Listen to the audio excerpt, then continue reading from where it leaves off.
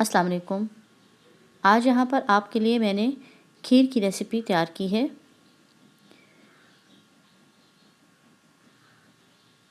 खीर बहुत मज़े की बनी है और इसको बनाने के लिए मैंने यहाँ पर तकरीबन 2 लीटर के करीब दूध लिया है और दूध को मैंने पहले से ही बॉईल कर लिया था। 3/4 कप चावल लेके मैंने नमक डाल के 1 चाय का चम्मच नमक डाला और इनको बॉईल कर लिया। चीनी अब हस्बे ज़रूरत हस्बे ज़ायक़ा लेंगे। मैंने चीनी 1 कप इस्तेमाल की है।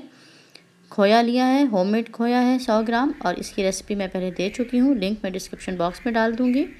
इलायची पाउडर है आधा चाय का चम्मच और नारियल और बादाम है हस्बे ज़रूरत। इनको मैंने गर्म पानी में पहले से भिगो के रख दिया है ताकि इनका छिलका आसानी से उतर जाए। इतना पानी डालना है गर्म कि ये तमाम चीज़ें इसमें डूब जाएं। बॉइल्ड दूध में मैंने चावल शामिल कर देने हैं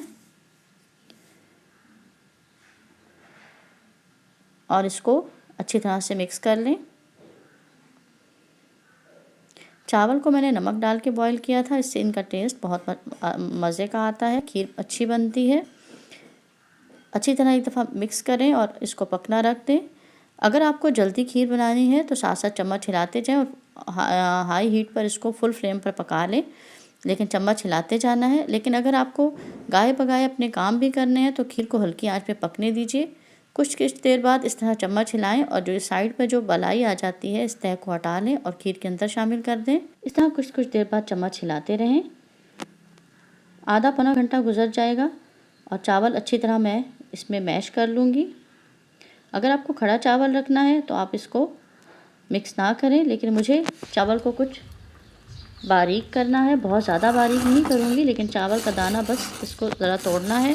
तो मैं इस तरह के मैशर से इसको मैश कर रही हूँ। अगर आपके पास लकड़ी की मधानी है तो आप इससे भी कर सकते हैं।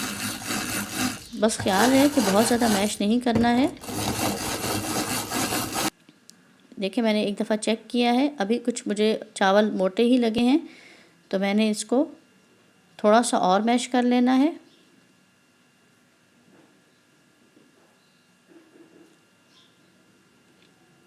खीर को बहुत ज़्यादा थिक नहीं करना है क्योंकि खीर ठंडी होके भी थिक होती है, इसलिए अब मैंने आंच तेज़ कर दी है और मैं इसको तेज़ आंच पर पका रही हूँ। चीनी मैंने शामिल कर दी है। चीनी शामिल करने के बाद खीर के नीचे लगने का ख़तरा ज़्यादा होता है, इसलिए मुसलसल इसको चम्मच हिलाना है। साथ इलायची पाउडर भी डाल दिया है। अब मैं मुसलसल चम्मच हिलाते हुए खीर को मुकम्मल पका लूँगी। चीनी का दाना गल जाना चाहिए, बीच में घुल जाना चाहिए और जो चीनी पानी रिलीज़ करेगी वो भी ड्राई करना है, वरना खीर पतली बनती है। इस तरह साइड से मलाई जो है वो मैं उतारती जा रही हूँ और मुसलसल चम्मच हिला रही हूँ। अगर खीर नीचे लग जाए तो उसको ठीक करने का कोई भी तरीका नहीं है, इसलिए बहुत एहतियात करनी है। अब खीर थिक होना शुरू हो गई है, पकने के ये करीब है। देखिए इसमें थिकनेस आ गई है। इस स्टेज पर मैं अपना खोया इसमें शामिल कर रही हूँ। खोया की रेसिपी मैं डिस्क्रिप्शन बॉक्स में दे दूँगी और साथ ही बादाम और नारियल को मैंने छील लिया था, बादाम को, और काट लिया है नारियल को भी साथ ही, और मैंने शामिल कर दिया है इसमें। आप चाहें तो और नट्स भी जो डालना चाहते हैं वो डाल लें। 3 से 5 मिनट मैं खीर को और पकाऊंगी ताकि जो खोया है वो अच्छी तरह बीच में घुल जाए। बस कुछ ही देर में खीर पककर तैयार हो जाएगी। तो मैं चूल्हा बंद कर दूंगी। देखिए खीर को इससे ज़्यादा थिक नहीं करना है क्योंकि इसने ठंडा होने के बाद भी थिक हो जाना है। खीर तैयार हो चुकी है। मैंने चूल्हा बंद कर दिया है और अब मैं इसको ठंडा करके फिर डिश आउट करके आपको दिखाती हूँ।